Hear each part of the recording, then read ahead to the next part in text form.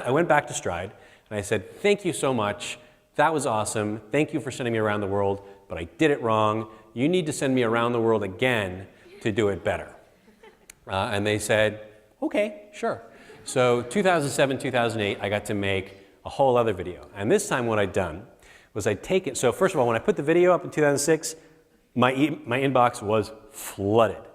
And all the emails said the same thing. They said, you forgot to come to my town. You forgot to come to South Korea. You forgot to come to Switzerland. You forgot to come to Sweden. You forgot to come to Israel.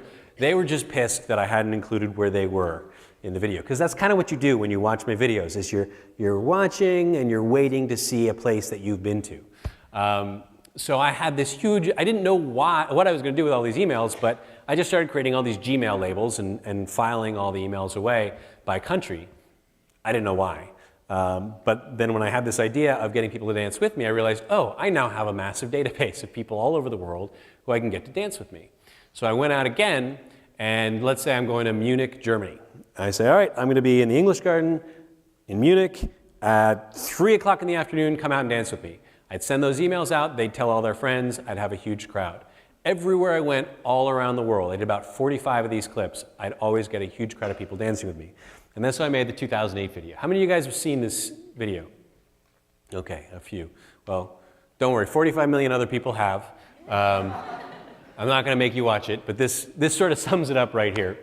And I felt like after 5 years of doing this now, I'd finally really gotten it right. This 2008 video, I was really proud of. And it took off like crazy. It made those 10 million views look like nothing. And 45 million, that's past the threshold where things start getting crazy. Really good example. You can do this right now. If you go onto your phones and type in Matt, M-A-T-T, first thing you're going to get in Google, it's not going to be Matt Damon, it's not going to be Matthew McConaughey with the shirt off. You're going to get me right up there at the top. Where the hell is Matt? Second thing, still me. Next one down, Matt Mullenweg, not me. But then you get me again, number 4. And then the 5th guy, that's Matt Cutts, who I met at a conference. He's really nice. Matt Mullenweg. So there's this funny thing. There's this funny competition for Matts on Google. Matt Mullenweg, he created WordPress, and he put his name in the tags of every WordPress blog to get his Google ranking really, really high, so that he was the top Matt on the internet. He actually had business cards that said, #1 Matt on Google. So I really pissed him off when I came along with my video.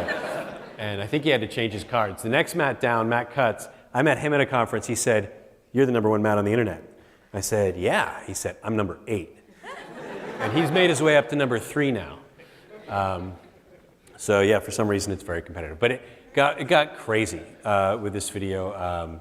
Somebody sent me a picture of Barack Obama watching the video. The press corps in the 2008 election had cornered him and sat him down and forced him to watch the video. It was on The Tonight Show. It was on Oprah. It's really weird hearing Oprah say your name, by the way. It's like, I can't explain it. So yeah, that was when it really got nuts. And fortunately, I'd had this happen 2 times previously, and each time was a little bit bigger, so I was somewhat prepared for it.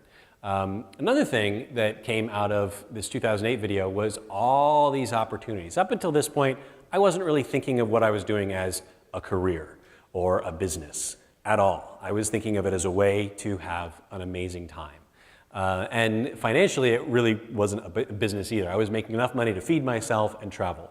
But after the 2008 video, it became known as this thing. And I started getting all these different endorsement opportunities, speaking engagements, things like that. But the one that really changed everything for me was Visa. Visa had found the video, and they wanted an ad campaign for Asia. Ad campaigns are different all over the region. You can have something air on TV in Asia and nobody sees it in North America. You know those ads like Brad Pitt goes and does beer commercials in Japan, and you see them on YouTube, but really they don't get seen here, so they don't affect their careers. Anyway, they wanted to do this ad campaign in Asia, and they focus tested the video. People weren't really watching it so much in China, Japan, Korea. People were watching it over here. But they'd show it to people over there, and they had the same reaction. It made them feel really good. It made people happy. So they wanted to use my video over there, and they were nice enough that they didn't want to just rip it off and do their version of it. They actually hired me to go out there. But I was really kind of stressed about it. I really hemmed and hawed. like the idea necessarily of having my videos used for this credit card company. And I wasn't sure, and I turned to my partner and I said, what should I do? They want to take my videos and turn them into TV commercials. And she said, you say yes. She was right. So I said yes, and that turned out to be great. That was 5 years ago. They're still running the ads now. They keep renewing them and running these commercials I made 5 years ago. And that opened a whole bunch of new doors for me, and meant that well, first of all, I bought a house and kind of settled down. And I spent, for the first year or two after I put that video out in 2008, I pretty much just sat on the couch because I was exhausted. But these ads gave me the ability to, first of all, take my time, and second of all, create a sort of a pile of money that if I wanted to make something on my own, I could. I didn't necessarily need a sponsor. Granted, if you ever find yourselves with a financial windfall and you've got a bunch of money all of a sudden, it's not necessarily a good idea to go, oh, I'm going to spend this again on having a great time. But I had that flexibility. I had that opportunity for the first time. And that was good.